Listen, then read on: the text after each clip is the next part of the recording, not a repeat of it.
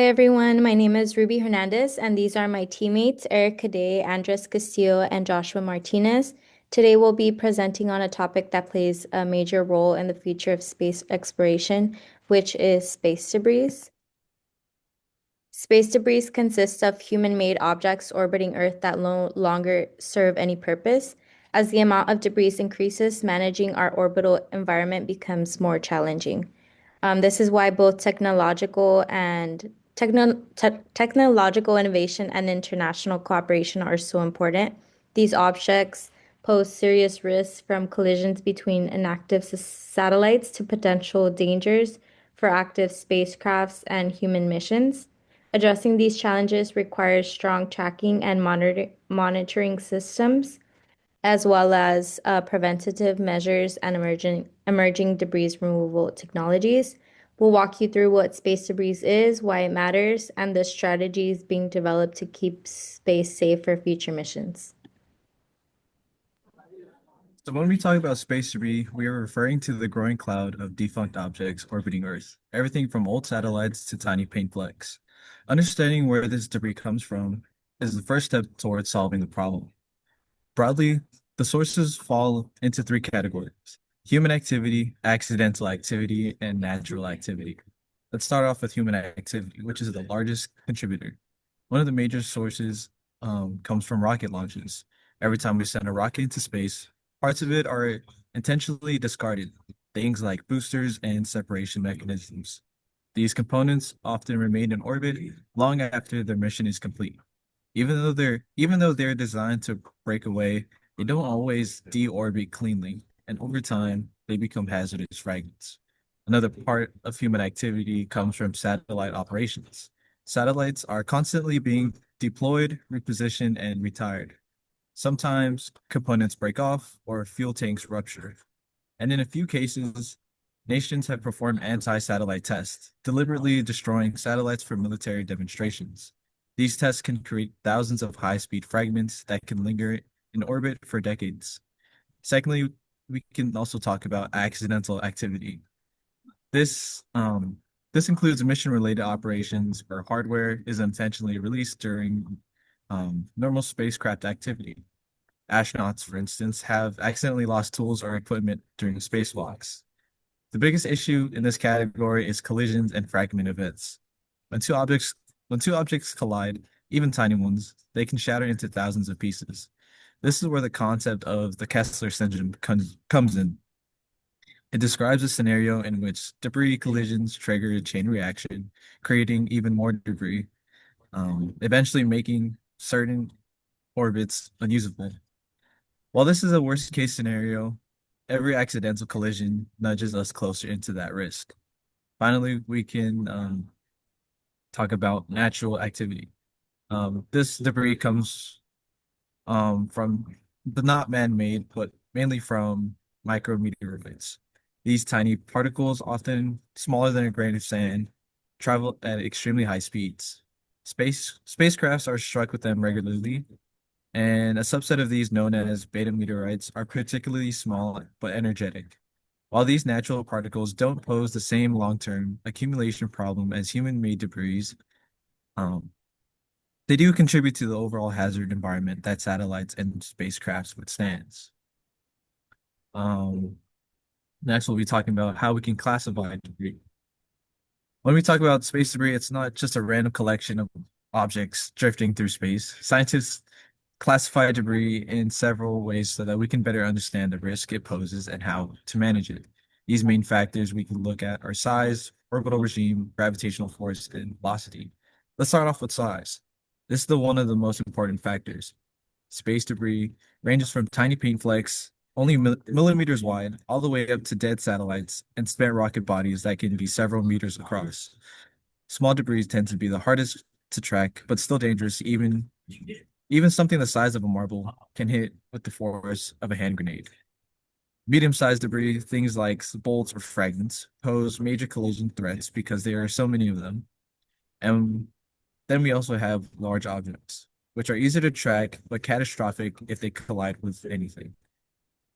Um, Next, debris is also classified by orbital regime. essentially how far it is from Earth. We usually break this into three main regions: Leo, Neo, and Geo. Leo, or Earth, or low Earth orbit, extends up to 2,000 kilometers above Earth. This is where the most satellites, the International Space Station, and the densest population of debris is located. Because objects in Leo move incredibly fast and the region is crowded, collisions are more likely here than anywhere else. Above that is MEO, or medium Earth orbit, which goes about from 2,000 to 20,000 kilometers above Leo. This is where we find navigation satellites like GPS systems. There's less debris in MEO compared to Leo, but objects here still pose risks and are harder to remove because of their high altitude. Above MEO, we have GEO, which is geostationary orbit. This is about 35,000 kilometers above MEO. Satellites here orbit at the same rate as that Earth does, which lets them stay fixed over one point on the planet. Debris in GEO is especially concerning because satellites in this region are incredibly valuable, long-lived, and difficult to replace. That's why disposal orbits, sometimes called graveyard orbits, exist just above GEO to park retired satellites safely out of the way. Another factor in classification is gravitational forces. The farther an object is from Earth, the weaker the Earth's gravitational pull becomes, which affects how long debris stays in orbit. In Leo, um, atmos- atmospheric drag gradually pulls down objects, causing them to burn up over time. But in higher orbits like Geo, debris can remain in for centuries because there's almost no drag to bring it down. Finally, we can look at velocity. Objects in low orbit can travel roughly from 7 to 8 kilometers per second. At those speeds, even tiny collisions release massive energy. However, this will be covered more in depth in the next slides. Now we'll be covering the risk and impacts of space debris. So we're going to be doing an overview.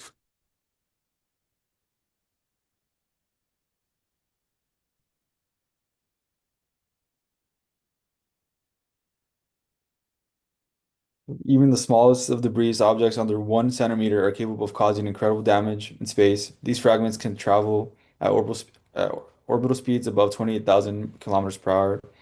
At the velocity, the energy they release on impact is similar to an explosion. NASA's Orbital Debris Management Report explains even sub-centimeter fragments can penetrate spacecraft shieldings and damage critical systems.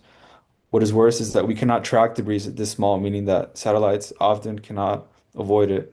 This makes tiny debris one of the biggest hidden dangers in low orbit Earth.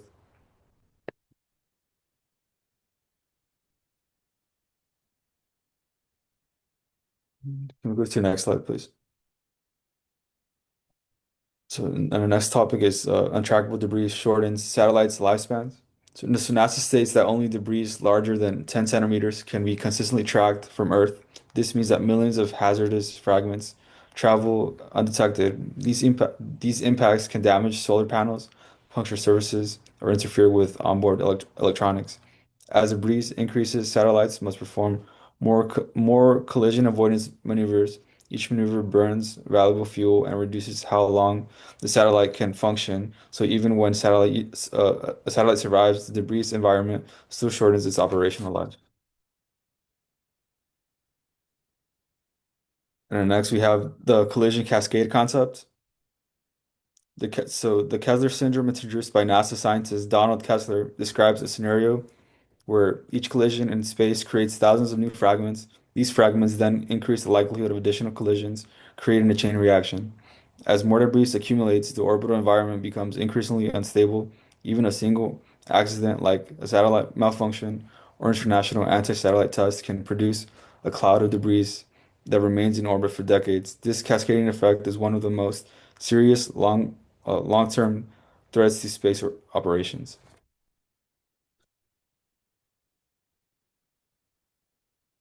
And then the next one is how the full Kessler effect cascade affects Earth. If the Kessler cascades were to fully develop, some orbital zones might become too dangerous for satellites or spacecraft to navigate. This would have enormous consequences for daily life on Earth.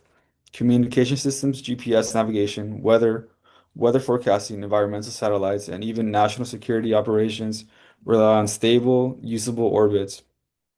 Past accidental collisions and anti-satellite tests have already shown how quickly debris clouds can form. These events suggest that parts of low orbit Earth may eventually become inaccessible if debris is not controlled. And next, we have the ISS vulnerability to high-speed debris. Space debris presents a direct danger to human life on board the International Space Station. Debris larger than 1 centimeter can penetrate the ISS pressurized modules, even with its multi-layered Whipple shielding. Even smaller fragments can tear through solar panels, damage radiators, and interfere with scientific equipment. Because of this, NASA must track nearby objects constantly when predictions suggest a close approach. The ISS performs debris avoidance maneuvers as the debris population grows. These maneuvers are becoming more frequent and more disruptive to mission planning. And spacewalks are extremely dangerous in debris field. During extravehicular activities or spacewalks, astronauts face even greater risks. Their space suits cannot carry heavy armor or rigid shielding without severely limiting their mobility. This means debris traveling at orbital velocities can puncture a suit. NASA explains that a single impact could cause depressurization, oxygen loss, and a life-threatening emergency within seconds. To reduce the risk, EVAs are scheduled during periods of low predictive debris activity, and suits are multi-layered for limited protection. Still, the danger can never be fully eliminated, making every spacewalk inherently risky. Now we are going to go into how we currently deal with the growing problems of space debris and congestion in Earth's orbit. As we continue launching more satellites and spacecrafts, it becomes more important to have systems in place that can track objects, prevent collisions, and manage satellites. These are three key areas we look at when discussing modern safety. First, we have space situational awareness and tracking, which is all about monitoring what's in orbit, detecting potential collisions, and keeping space missions safe. Second, we have preventative measures or the ongoing strategies to reduce debris creation and avoid dangerous situations. And finally, we'll cover end of life protocols, which outline what should happen to satellites once their mission is complete. So here we have the space situational awareness, which is also known as SSAS. The goal of the system is to constantly monitor what's happening in Earth's orbit and prevent collisions between spacecraft. There are thousands of active satellites along with debris and everything moving extremely fast, so keeping track is critical. And this system uses satellite sensors and radar to detect objects and determine whether they pose any risk. And when a potential collision is identified, alerts go out to operators so they can change a satellite's path or take other protective actions. A major challenge here is tracking very small debris. Even something smaller than 10 centimeters can cause serious damage because of the high speeds in orbit. There are actually millions of these tiny fragments and they're difficult to detect. So to monitor them, operators rely on ground-based radar and optical telescopes. Radar can track objects around the clock and in all weather conditions, and it measures both distance and speed. All of these tracking methods work together to give us the best possible picture of what's moving in orbit. And now we have preventative measures. So we have these strategies to reduce debris and prevent collisions. One current focus is planning missions in ways that create as little debris as possible. Technology like drag cells can help slow down satellites at the end of their mission, so they naturally fall and burn up faster. Organizations like the European Space Agency are working toward a zero debris approach by 2030, and this would greatly reduce the amount of new waste going into orbit. Updated international guidelines are also helping enforce safer space operations. And on the collision side, automation and space traffic control systems monitor potential collision and send alerts. For example, the International Space Station doesn't manage this properly. We we risk something called Kessler syndrome, where debris collisions create more debris in a chain reaction, making parts of orbit unusable. And now we have the end of life protocol and cleanup missions. Every spacecraft should include a plan of what happens at the end of their mission. Everyone is responsible of disposing of their spacecraft, which is extremely important. And there are two main options. Either the spacecraft burns up by re-entering Earth's atmosphere, or it's moved to what's called a graveyard orbit, which is an inactive orbit away from operational satellites. There is also a rule that satellites must be moved or deorbited within 25 years after the mission ends. A mission isn't considered complete until the spacecraft is safely disposed of, and international cooperation is needed to make sure these rules are followed. Looking ahead, cleanup missions are becoming more important. One example is the Clear Space One mission, which is the first project dedicated to actively removing debris, starting with the Proba One satellite. The purpose of these missions is to promote long-term sustainability and protect future space operations. I'll be going over active debris removal, also known as ADR, legal and ethical challenges, and policy and international coordination. So starting off with active debris removal technologies. ADR is active debris removal, and what this does is it removes existing orbital debris, reducing the chances of collisions from occurring. Over the past several decades, thousands of satellites and fragments have accumulated in low Earth orbit, also known as LEO, creating a densely populated space environment. Even small debris fragments traveling at high speeds have the potential to cause catastrophic damage to operational satellites. This damage can disrupt critical services that include communication networks, navigation systems, and Earth observation platforms, all of which society heavily relies on. Without intervention, collisions can generate thousands of new fragments, triggering the Kessler syndrome, a cascade effect in which each collision produces more debris, which increases the likelihood of subsequent collisions and rendering orbital regions unusable for decades. One of the most notable ADR initiatives is the European Space Agency's, also known as ESA's, Clear Space One mission, which was designed to capture and safely deorbit space debris. Clear Space One targeted the Vespa secondary payload adapter, the Vega secondary payload adapter, also known as Vespa, left in orbit after a 2013 launch. The spacecraft employs multiple robotic arms to secure the object, which is then deorbited along with the capturing satellite to burn up safely in Earth's atmosphere. Some other techniques include using nets, harpoons, drag cells, and low-power lasers. Some of the challenges, there are millions of small debris that go untracked, so it's impossible to remove them from space. And ADR missions are also expensive and need partnerships. Moving on to the next, legal and ethical considerations in debris removal. One primary legal issue is ownership and consent. Under Article 8 of the Outer Space Treaty, all objects launched into space remain under the jurisdiction and ownership of the state that launched them, regardless of their functionality. For instance, a U.S. company cannot remove the defunct Russian satellite without Russia's consent, which complicates international cooperation and creates potential diplomatic tensions. Liability convention, it's also unclear who is responsible if ADR causes collisions, and legal uncertainty slows down mission approval and in turn international cooperation. Ethical considerations are equally important. Determining who decides which debris should be removed raises questions of fairness, transparency, and equity. Powerful nations or private corporations could potentially exploit ADR technologies to remove or disable foreign satellites under the pretext of debris mitigation. To prevent misuse, ADR activities must be conducted transparently and in accordance with international norms, ensuring that no single actor gains disproportionate control over orbital space. Lastly, policy and global coordination for sustainable space. Space debris crosses national boundaries, meaning no country can manage it alone, and ADR must avoid interfering with active satellites, which requires shared protocols.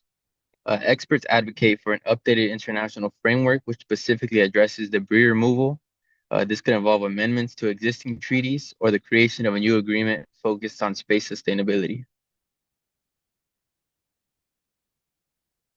The United Nations Committee on the Peaceful Uses of Outer Space, also known as COPUS, has issued voluntary guidelines promoting long-term sustainability, emphasizing international cooperation and responsible orbit behavior. Similarly, as ESA's collaboration with commercial entities like ClearSpace illustrates how public-private partnerships can foster safe and effective debris removal. For the future sustainability, it will require integrating tech, law, and ethics to protect orbital space. And that's the end.